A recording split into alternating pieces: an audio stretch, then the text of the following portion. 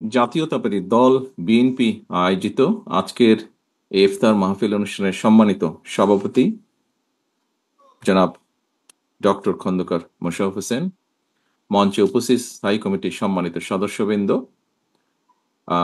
এবং অন্যান্য নেতৃবৃন্দ, ওলেমা মাশায়েখগণ এবং আমার সামনে উপস্থিত ওলেমা মাশায়েখ সহ এতিম বন্ধুরা, সাংবাদিক ভাইরা, আসসালামু আলাইকুম। আজকে বাংলাদেশে রমজানের প্রথম দিন। লন্ডনে আমি যেখানে আছি এখানে দ্বিতীয় দিন চলছে, আমাদের দ্বিতীয় রমজান চলছে, আপনাদের প্রথম দিন। এই প্রথম দিনে ওলেমা মাশায়েখগণ সহ, সম্মানিত ওলেমা মাশায়েখগণ সহ এতিম বন্ধু যারা আজকে এখানে উপস্থিত হয়েছেন বাংলাদেশ জাতীয়তাবাদী দল কর্তৃক আয়োজিত ইফতার অনুষ্ঠানে, আপনাদের সকলকে আমি দলের পক্ষ থেকে আন্তরিক ধন্যবাদ এবং আন্তরিক শুভেচ্ছা জানাচ্ছি। সারাদিন আপনারা রোজা রেখেছেন এবং আমরা যতটুকু জানি ইফতারের আগে একটি দোয়া কবুলের বোধহয় খুব সম্ভব উত্তম একটি সময়। সেই জন্য এই সময় কথা বরঞ্চ আমরা কম বলে যতটুকু সময় পাই আল্লাহর দরবারে হাত তুলে আমরা আমাদের নিজেদের জন্য, নিজেদের আপনজন যারা আছেন তাদের জন্য এবং সর্বোপরি দেশ এবং দেশের মানুষের ভালোর জন্য আমরা আল্লাহর দরবারে হাত তুলতে চাই। আহ তার আগে যতটুকু একটু কথা বলতে পারি, আমি দু একটি কথা আমি আপনাদের সামনে একটু তুলে ধরতে চাই। আমরা সবাই জানি রমজান আমাদেরকে কয়েকটি জিনিস শেখায়। এখানে গুরুত্বপূর্ণ ওলেমা এবং মাশায়েখগণ আছেন, ওনারা এই জিনিসটা আরো ভালোভাবে বলতে পারবেন। আমি যতটুকু আমার অবস্থান থেকে আমি দেখেছি যে রমজান আমাদেরকে বোধহয় শিখায় সংযম হতে, রমজান আমাদেরকে শিখায় কিভাবে ধৈর্যশীল হতে, রমজান আমাদেরকে শিখায় কিভাবে আমরা মানবিক দৃষ্টিকোণ দিয়ে মানুষের পাশে দাঁড়াতে পারি।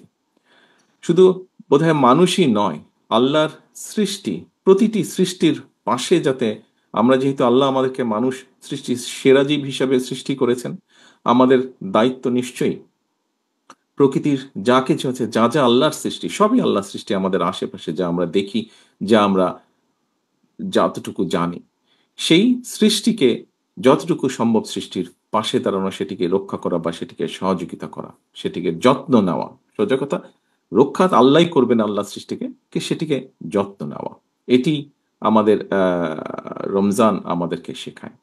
এখানে উপস্থিত সম্মানিত ওলেমা মাশায়েখগণ আছেন। একজন মুসলমান হিসাবে আমার কাছে একটি প্রশ্ন বারে বারেই ঘুরপাক খেয়েছে। আমরা দেখেছি খ্রিস্টান সম্প্রদায় সারা বিশ্বে তাদের বড়দিন একই দিনে পালন করে। আমি এখানে উপস্থিত ওলেমা মাশায়েখগণকে অনুরোধ করব, শুধু আপনাদেরকে নয়, সারা দেশে আরো অনেক অনেক জ্ঞানী ওলেমা মাশায়েখগণ আছেন।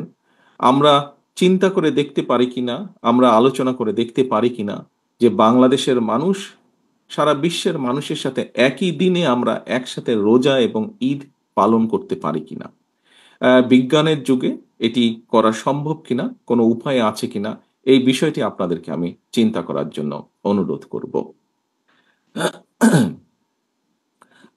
আমরা আলোচনা শুরু করার আগেই একটি আয়াত শুনছিলাম কোরআনে, এবং সেই আয়াতের মূল বৈশিষ্ট্য হচ্ছে যে আমরা মানুষকে, আমাদের আশেপাশে যত আমাদের সহকর্মী, পরিবার, আত্মীয় স্বজন, বন্ধু বান্ধব যারাই আছেন, তাদেরকে সৎ কাজের জন্য উৎসাহ দেওয়া এবং অসৎ কাজে নিরুৎসাহিত করা।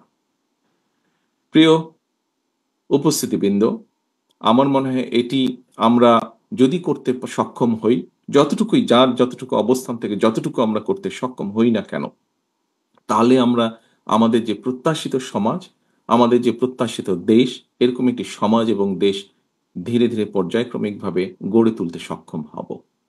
রমজানের এই দিনে, প্রথম রমজানের এই দিনে আমরা আল্লাহর দরবারে আবারও হাত তুলি। আসুন আল্লাহর দরবারে হাত তুলে আমরা নিজেদের জন্য, নিজেদের বাবা মা, আত্মীয় স্বজন, এখানে আমাদের এতিম বন্ধু যারা এসেছে, তারা যেই আপনজনকে হারিয়েছে, তাদের সকলের জন্য হাত তুলে আল্লাহর দরবারে আমরা দোয়া চাই।